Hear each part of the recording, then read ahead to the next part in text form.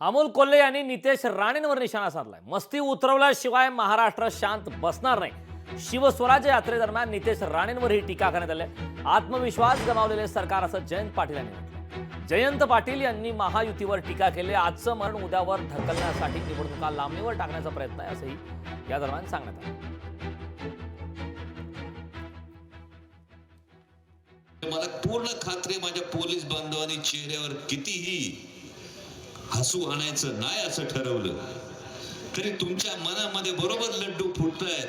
कारण माझ्या कुठल्याही पोलीस बांधवाला हे पटणार नाही की जर कुठला सत्तेतला आमदार म्हणत असेल का तुमची बदली या ठिकाणी करा, तर माझ्या प्रत्येक पोलीस बांधवाच्या मनातली ही भावना आहे, अरे भावड्या एक वेळ आमच्या इतकं फक्त बंदोबस्ताला उभं राहून दाखव आणि नंतर मग आमच्या बदलीची भाषा तू कर, ही माझ्या पोलीस बांधवांची भावना आहे।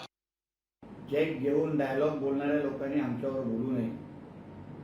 कोण संभाजी महाराजांचे कपडे घातल्यानंतर कोण संभाजी महाराज होत नाही।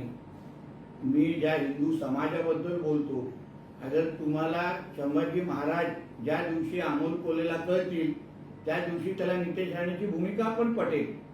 ह्या संभाजी महाराजांनी आमच्या त्यांनी धर्मांतराला विरोध केलेला, त्यासाठी हाल अपेक्षा सहन केल्या।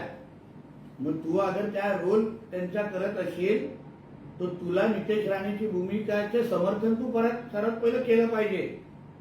अगर तू योग्य पद्धतीने संभाजी महाराजांचा इतिहास वाचला असेल तर।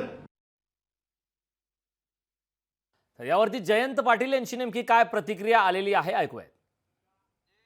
सरकारला अजूनही कॉन्फिडन्स नाही आहे। या योजना जाहीर केल्यात खरं, पण लोक ह्या स्वीकारतील किती, त्यामुळे त्यांना आणखीन वेळ पाहिजे। त्यासाठी त्यांनी योजना दूत नेमणार आहेत। प्रत्येकाला 10,000 रुपये पगारावर ठेवणार आहेत। कॉन्ट्रॅक्ट 6 महिन्याचं करणार आहेत। 300 कोटी त्यांच्यावर खर्च करणार आहेत। जाहिरातीसाठी 270 कोटी योजनांच्या जाहिरातीसाठी खर्च करणार आहे। त्यामुळे सरकार आत्मविश्वास गमावलेलं सरकार आहे आणि आपला पराभव होणार या भीतीनं ग्रासलेलं असल्यामुळं ते आजचं मरण उद्यावर ढकलण्याचा प्रयत्न करतायत। त्यामुळे नोव्हेंबर महिन्यात निवडणूक घेतील असा माझा अंदाज आहे।